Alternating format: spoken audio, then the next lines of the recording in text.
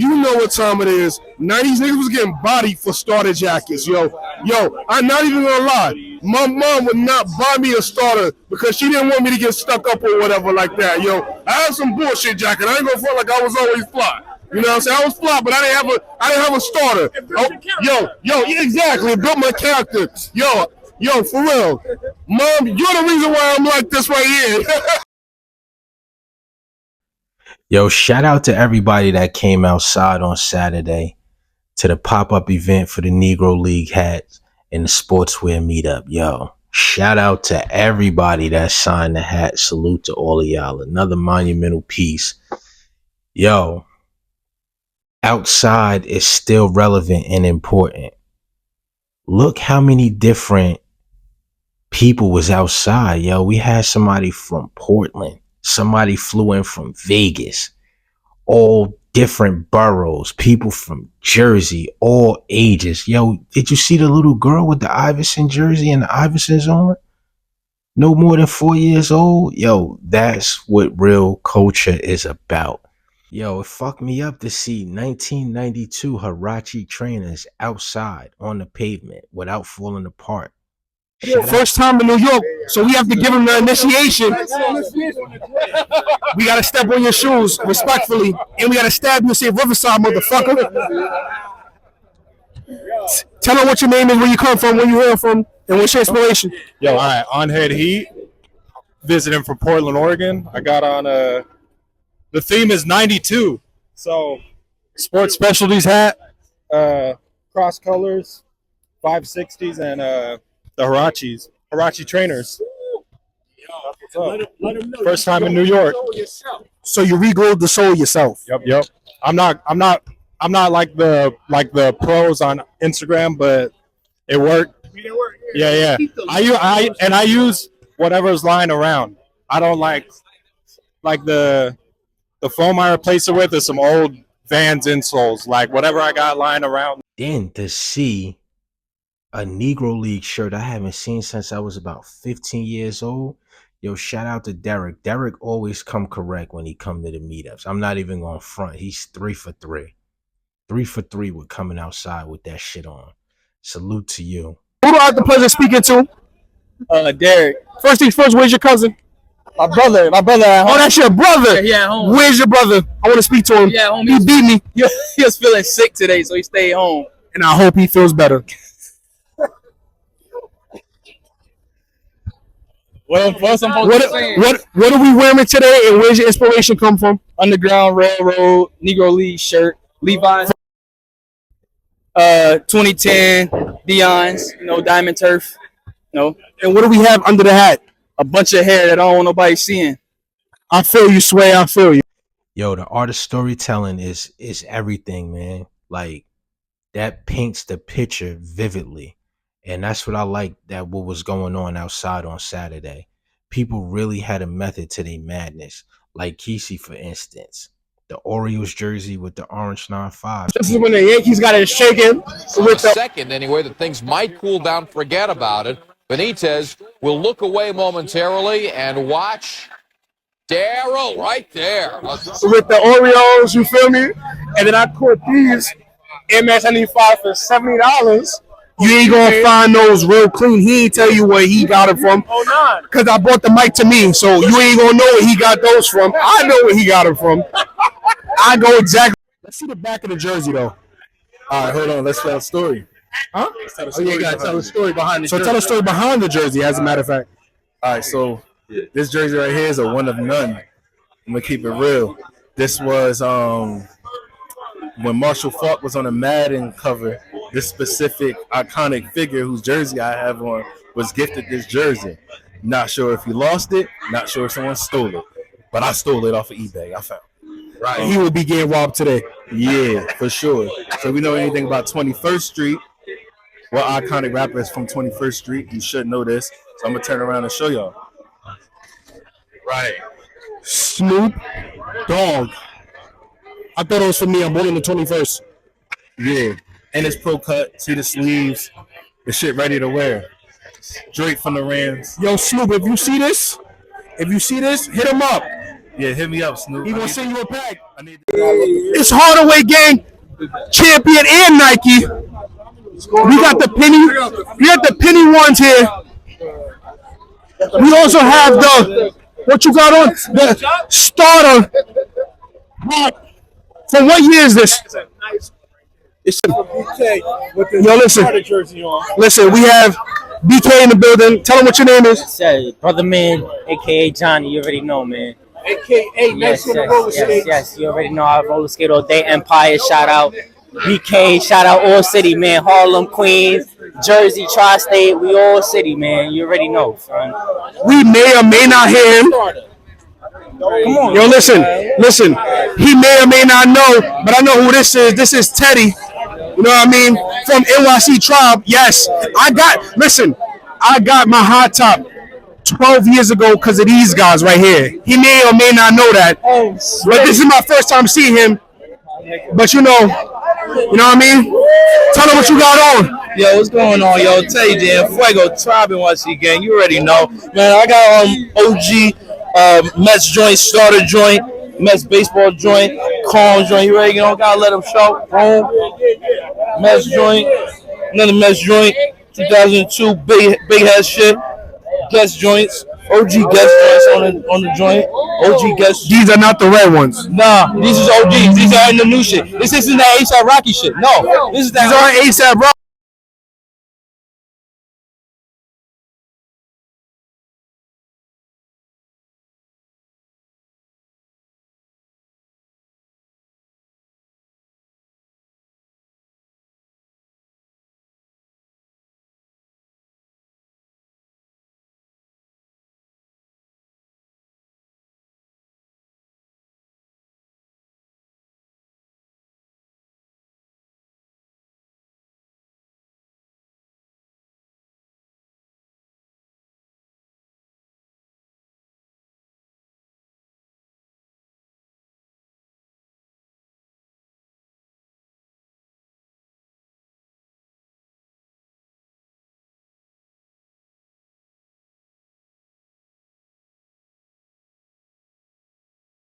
Today's Were You There is brought to you by the 1993 Adidas Street Ball.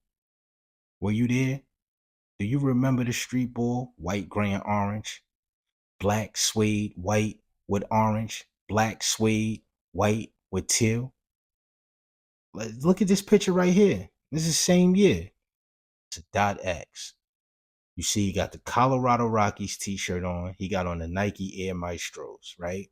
Homie to the left on them. Street balls on. Street balls cost $80 right here. This is from Brooklyn right here. You see, powder blue nines on, charcoal nines, Adidas street ball. So when you see a picture with kicks that you know is ringing bells, but you may not know about those Adidas like that, yeah, they was on the same type of level. This is why he got them on. Like you could tell, like from the way they fitted in this picture, that they wasn't playing no games. Yeah. Were you there?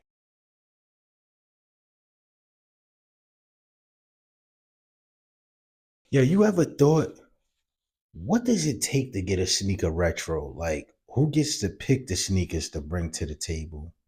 And who decides the last say so on if the sneaker's being retroed or not? Imagine if you had a chance to do that. I put a couple ancient artifacts together that I would like to see retro. The 1992 green suede Air Trainer Huarache. Yeah, they tried to duplicate the sneaker a few years ago in this color, but it wasn't the OG color. Take a look at this picture on 125th Street. These is guys from my neighborhood, RP Plex. Plex is wearing the green suede pair. Yo, who remembers that commercial with Deion Sanders? Christmas time, the Nike commercial. You know what I mean? It was the campaign for these sneakers. Yo, when them shits came out, they weren't in every store. Like, you didn't see them everywhere like you saw the white and purple Lakers color or the original white, purple, and green joints or the black and gray ones. Those was not limited, but kind of limited. Next on my list, the Boulder Air Force One, high top, brown leather with the black bottom. Yo, my father had these. I didn't really understand like that when I was young until I bagged this girl from Queensbridge and she came to my hood with them on. Yo, the way she wore them, crazy. Guess jean jacket, Guess jeans, had them lace straps hanging. Yo, with all this nude color shit and all these browns due to Travis Scott and all that, for certain people, these sneakers would be a go. These would definitely go. Like I said, it doesn't have to be a super big release, but it would be appreciated. Or just give us that brown boulder option on Nike by You with the leather strap option or the canvas strap. That's cool enough. Next on my list, of course, my favorite of all time, the Air Trainer SC, the Bo Jackson, white, gray, and yellow, preferably, or the white and baby blue. The 2099 2000 pairs I'm talking about with a gray suede on the side was elite. Yo, 99 to about '03, the Bo Jackson run was crazy. We had so many fire colors. It was on fire. Bo Jackson's was in the street crazy. I don't know what's happened with the past releases besides the regular white and orange OG ones. We've been getting some terrible colors. Next on the list, the black diamond turf. OG version though, not that shit that they tried to retro in a few years back, the 2015 pair. It was cool. Like if you didn't have no choice, you would get it because you loved the sneaker that much. But give us that sneaker with the true OG specs. I know it's a planned release for 2025, but I think it's the white pair. Why not give us the black pair? Next, I'm going to jump in my New Balance bag. This sneaker did some numbers, 92, 93. And that's the New Balance M480. The M480 came out and showed it the W480 around the same time. And them shits was on fire outside. You see this picture right here, RIP Samad. Samad is killing them with the purple Pele on. Colorado Rockies snapback with the fucking New Balance on. Crazy. Yo, these same New Balances on the cover of Diamond D's Stunts, Blunts, and Hip Hop cover as well. That's an ancient artifact of people a lot of people don't know about. See, the misconception with New Balance is a lot of people don't know how many numbers really ring bells outside of the norm during those times. New Balance was a big sneaker, man. Next on my list, white, silver check, black bottom, black strap, high top Air Force Ones. That's another sneaker that did astronomical numbers when it came out. Yo, just give us those options in Nike by You. You don't even have to produce them like that. Just give us the options in Nike by You. Another sneaker I would like to see is the 92 Air Trainer XL Mid, right? Seen right here on Pete Rock with CL Smooth. That's another sneaker that drove the hood crazy summer 92. This exact color right here is the color that my brother had. I told a story before about how my homeboy was going in Nordstrom with a bullshit pair of sneaker on, try on the sneakers and just walk out and leave the old shits. That's how my brother actually got those. He was charging everybody in the hood half price to get them sneakers. I took it down due to copyright issues for the music in it, but I'm gonna pull that story back up so y'all can know how serious it was to have new kicks back then. And he was somebody that wasn't fortunate for his people to buy him shit like that. So he found a way to earn some bread and get him all the latest shit that was coming out for a little while. Shit got crazy as things usually get, but you know, that's another story for another time that we're going to get into. Last but not least on my list is that pool color Air Max 95, yo. 30th anniversary, do right, man. Give us some of those good color Air Max 95s. It's a bunch of other things that I could list and sit here and talk about because there's so many elements and chambers that they haven't tapped into. Notable mentions that's been retro, but I would like to see again is the Duke Up Tempo and the Air Max Sensation. OG colors only. So, how many of y'all got to see the post before that I posted on Instagram where it was basically saying before sneaker cleaners, what concoction did you make to clean your sneakers?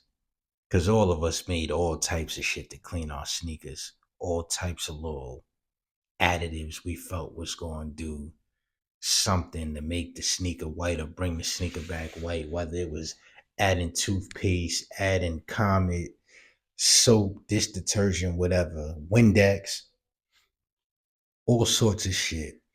Leave in the comments what you used to use to clean your sneakers. Yo, that shit was serious. My brother, we used to have our own little bowl, toothbrush, rag, all of that shit in the room. And I learned from watching him. He taught me. Now with the sneaker cleaners, yo, it's crazy how the lifestyle really created so many jobs. Yo, people are really making sneaker cleaners. Other people are actually cleaning people's sneakers and bringing them back from the dead. Yo, salute to y'all. This shit is on a whole different level now. Like, yo, who would ever thought when we saw Do the Right Thing and Bugging Out, Forrest got scuffed at? Now you got somebody that could bring that type of shit back to life. Yo, it's wild, man. It's wild. Yo, I know y'all might have also seen when I post the I'm this old post, and people started trying to indulge on it and throw it on a page too with the foot measure from the sneaker store. Yo, when the last time you went in the sneaker store and they pulled the foot measure out and measured your foot? I don't even see them shits in stores no more. Ever. I can't tell you the last time I seen one. That cold metal shit, man. They sitting there measuring. Yo, the times. But since we diving back, let's talk about BJ's on 145th Street, in between Broadway and Amsterdam. They also had a location on Broadway, right? This picture is from inside BJ's when Cam was in there and Shorty was working there. Yo, she sent me this picture and gave me mad game on what was going on. So every pair of shoe they sold, they got $1 commission every day. But when it came to the Tims, the A Solos, the Vast, the Dolomites, they got $5 for each pair they sold. Now let me tell you what was going on back then. Boots was running wild, especially if it was the winter. Shit, if it was summer, niggas wore Timbs in the summer. But she said some nights they would clear between $200 and $500 off of $5 sales and dollar sales. Yo, the streets was buzzing so crazy. And if you know, and you from that area, or if you don't, 145th in between Amsterdam and Broadway was damn near headquarters to handle your business. If you know what you know. You know what I mean? So even for me, coming from handling my BI, 9 times out of 10, you buying sneakers in the mix of that, especially when you see all the shit BJ's got in there or a pair of boots. So for her to say they was making in between $200 to $500 every night, that's equivalent to somebody on the corner pushing a pack for a worker. I mean, being a runner, working for somebody, but in the store selling boots and sneakers.